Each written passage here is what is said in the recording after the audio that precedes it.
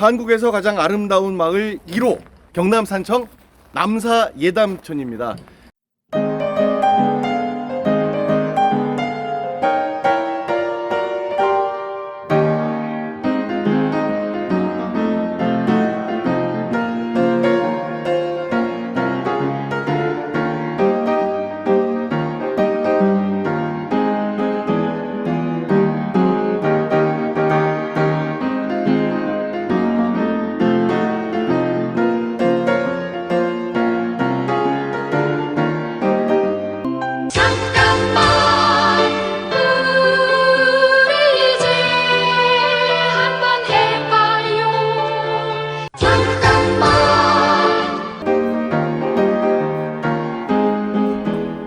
파란 가을 하늘 그리고 흰 구름, 너무나 정감 있는 우리에게 돌담, 그리고 가을것이 화려하게 술을 놓고 있는 이 집이 최씨고택입니다. 여기 들어가는 입구인데 이 대문이 상당히 높습니다. 특징이 있는 게요, 말을 타고 들어갈 수 있게끔 해서 이렇게 높다 그러고요. 자, 여기 들어가면 둔태라고 해서 빗장 있잖아요. 여기 아주 재밌는 뜻을 담았어요. 바로 여기 있습니다. 이 최씨고가는 이 대문에 둔태라고 불리는 이것이 정말 특징이 있습니다. 여기 지금 거북인데요, 하나는 암놈, 하나는 순놈이라고 그러고요. 재밌는 건 요 거북이 요게 움직여요. 여기에 이제 여기로 빗장이 껴서 이렇게 되면 잠기는 거고, 거북이가 머리를 내밀면 문이 열리는 건데, 그 가야에 거북아 머리를 내놓아라 하는 그 구지가 거기에서 영감을 얻었다고 하는데요. 이렇게 특징 있게도 대문에 이렇게 거북이로 둔태를 만든 이유는 이곳에 오시는 많은 분들이 장수하시라 그런 뜻을 담았다고 합니다. 요 빗장을 갖고 있는 게 숫거북이고요. 이 빗장 요 없는 게 암거북인데, 남자는 이 암거북이를 만지면 장수를 하고 여성은 이 숫거북이를 만지면 장수를 한다고 합니다. 최씨고가는 들어오는 입구부터 아주 재밌는 뜻을 담아놨죠. 예. 아, 예.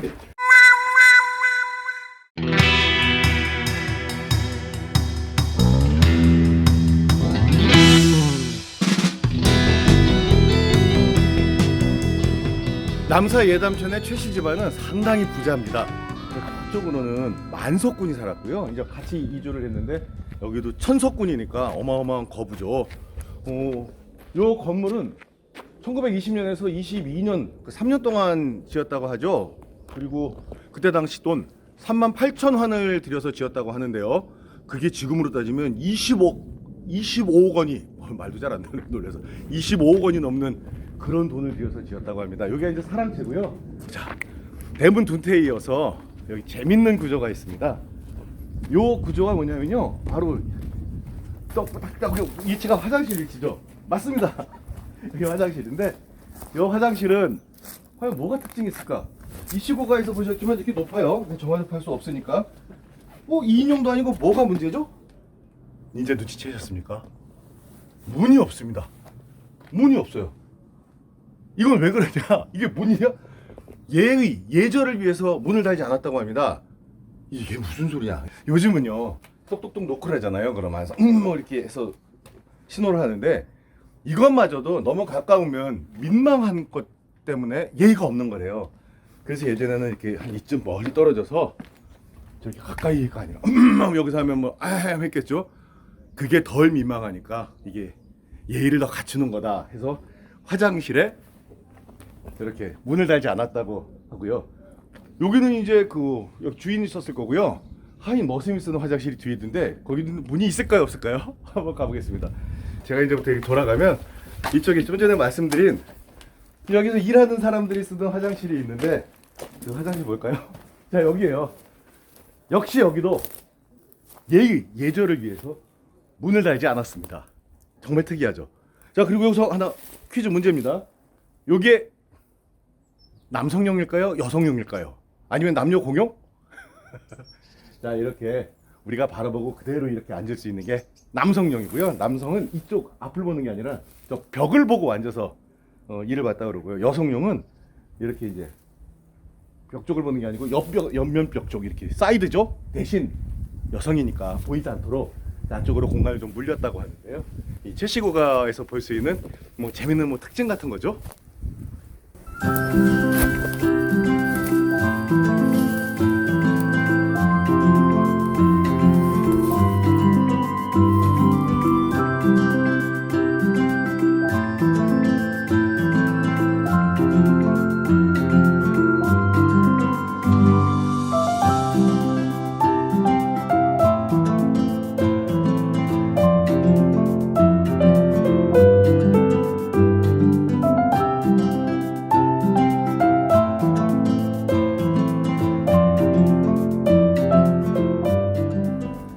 소설대문 높이가 정말 장난이 아닙니다.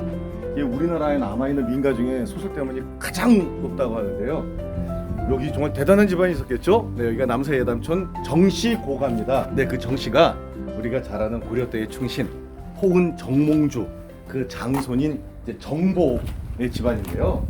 자, 이 안에 들어오면서 첫 번째로 가슴 아픈 우리 흔적을 알 수가 있습니다. 1950년 한국전쟁이었죠. 그때 이쪽에 이제 9월에 빨치산들이 들어와서 미군과 국군이 이제 이쪽에 폭격을 했는데요. 그때 추석날이었다고 합니다. 1950년 9월 26일 추석날 여기에 폭탄이 터졌는데 다행히 터지진 않고 여기 이렇게 큰 깊은 상처를 남기고 파편이 여기 이제 박혀 있는데요. 이 들어오는 입구에서부터 이렇게 가슴 아픈 흔적을 한번 볼 수가 있습니다. 사양정사. 자, 사양정사는 요 건물을 서재라고도 부른다고 하는데요. 이게 쉽게 말해 교수님 초청해서 학생들 공부시키고 했던 곳이라고 합니다. 자, 포은 정몽주 그 후손은 왜 이쪽을 오게 됐을까요? 세조 2년 1456년인데요. 그때 이 포은 정몽주의 장손 정보가 한명회를 찾아가서 사육신은 그 사육신은 무죄다, 죄가 없다 라고 이야기를 한다고 합니다. 그러니까 이번에 한명회가 빡쳤겠죠. 보환이 될 수 있다. 죽여라. 그래서 정보를 난원죄, 그러니까 잊지 않은 사실로 세상을 어지럽힌 죄라고 해서 사형에 처하려고 했다고 합니다. 그러니까 요즘으로 따지면 유언비어 유포죄인데 형량 세죠? 근데 그때 세조가 아니다, 그래도 이 집안은 충신이다, 그렇기 때문에 형을 감해라. 그래서 사형에서 감해서 온 게 이제 귀양인데, 그래서 이제 그 후손이 여기 와서 자리를 잡아서 이 정씨 고가가 됐다고 합니다. 사양정사의 건물에서 유난히 시선을 확 잡아 끄는 게 있습니다. 이 기둥의 발목쯤이라고 할까요? 유난히 하얗죠. 네, 요걸 보면 야, 요 건물은 특이하게도 느티나무를 썼구나 하는 걸 알 수 있다고 합니다. 보통 소나무를 쓰는데요. 소나무하고 느티나무 차이는 여기가 다르대죠. 요거 왜 이렇게 발목 부분이 하얗게 되냐면 이런 나무는 아무래도 부식에 약하니까 소금기를 넣고 그리고 벌레가 낄 테니까 백반을 넣는다고 합니다. 근데 소나무는 이게 좀 흐리고 느티나무는 이렇게 유난히 하얗게 나온다고 하죠. 그래서 여기가 느티나무고, 여기서 재밌는 게 이 동남아 베트남 갔더니 역시 거기도 나무는 벌레가 뀌지 말라고 그 밑에 뭘 바르는데 거기도 하얘요. 근데 우리처럼 소금과 백반이 아니라 거기는 베트남 와보면은 이런 나무들 밑에 이렇게 하얀 칠해 놨습니다. 큰 나무 밑에 다 있어요. 저기 바로 저게 고무나무 진해. 고무나무 진해가 여기다 왜 바르냐면 저걸 발라놔야 이 나무한테 해로운 해충이 여기를 못 올라간다네요. 저것 때문에. 고무나무 진 있잖아요. 그러니까 고무죠. 그걸 발라서 이렇게 하얗게 해놓던데요. 자, 여기 사양정사 건물 시선을 끄는 여기가 느티나무라는 얘기입니다.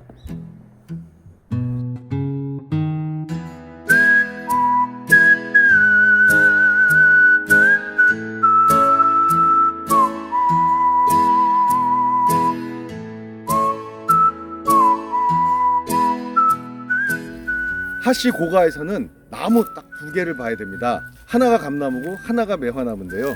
바로 그 감나무가 지금 이 많은 감나무 중에 이 나무입니다. 이 나무 수령이 2022년 올해 기준으로 정확히 637년 된 겁니다. 누가 심었냐 하면은요, 하연이란 분이 7살 때 1385년에 세운 거예요. 근데 하연이 누구냐고요? 세종대왕 때 왜 우리가 정승 그러면 영의정 그러면 황희정승 알잖아요.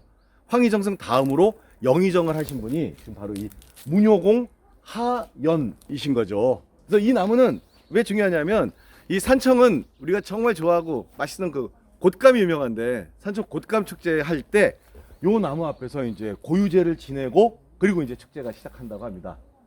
그만큼 유서 깊은 나무예요.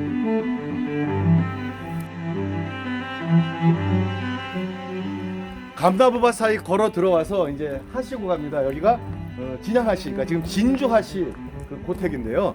원래 여기 99칸이 넘는 집이 있었다고 합니다. 근데 동학농민운동 그리고 6.25 한국전쟁 때 다 소실되고 다시 지은 거라고 하는데, 자, 여기서는 하시고가에서 봐야 될 나무, 아까 감나무 보셨고요. 여기 그 유명한 매화나무 봐야죠. 네, 매화나무 보기 전에 저 위를 보면 특이하게 붉은색으로 원정구려라는 저 강렬한 현판이 눈에 띕니다. 저 현판 흥선대원군이 고려시대 때 장관급 벼슬을 한 원정공 하즙 그분을 기려서 원정공이 오래전에 살던 집이다 라는 뜻으로 써주고 가셨다고 하는데, 아니 근데 이 두 사람 사이는 500년 넘는 시간이 차이가 났는데 어떤 인연이었을까요? 네, 쇄국정책을 하던 흥선대원군 1866년 병인양요 뭐 이런 사건들이 굵직굵직하게 터지죠. 그때 이 하씨 집안에 하겸락이라는 분이 계셨는데 병인양요 때부터 아주 혁혁한 공을 세웠다고 합니다. 외세를 몰아내고. 흥선대원군이 감탄을 하면서 바로 이런 사람이 제2의 이순신 아니겠느냐 라고 극찬을 하고 이제 이렇게 인연이 맺어졌다고 하는데요. 자, 이거 원정공 하즙 선생, 자 바로 이게 그 유명한 원정매입니다. 산청산매죠. 산청산매는 남명주식 산천제 남명매, 그리고 요 위에 단속사지의 정당매. 자, 그리고 이제 여기 있는 게 원정매입니다. 원정매, 원정공 하즙 선생이 심은 나무고요. 산청산매에 관련된 이야기는 제 영상 중에 산청산매, 매화는 한평생을 춥게 살아도 그 향기를 팔지 않는다라는 영상이 있습니다. 그 영상 보시면 이 매화 아름답게 꽃폈을 때까지도 잘 감상하실 수 있고 재밌는 스토리도 있습니다. 이 원정매를 보면서 이 남사 예담촌 분들이 하시는 말씀이 떠오릅니다. 매화는 우리가 여러 가지 용도로 즐깁니다. 이렇게 향기를 맡기도 하고 눈으로 감상하고 선비정신을 느끼기도 하고요. 아니면 뭐 매실 같은 거, 과실을 열매를 따먹으려고도 하고, 아니면 예전부터 개도 많이 묶어놨다고 합니다. 근데 놀라운 거는요, 개를 묶었던 매화나무나 매실을 우리가 따서 즐겼던 매화나무는 지금까지 살아있는 매화나무는 없답니다. 이렇게 고귀하게 여기고 우리가 보았던 매화나무는 이렇게 후계모까지도 해서 번성을 하는데, 여기서 해주시는 말씀은 그거죠. 모든 걸 이렇게 귀하게 여겨야 오래간다. 사람을 귀하게 여길 줄 알아라. 이 얘기를 듣고 나니까 여기가 진짜 왜 남사 예담촌인지 한 번 더 느낄 수 있는 그런 기회였다고 생각이 됩니다.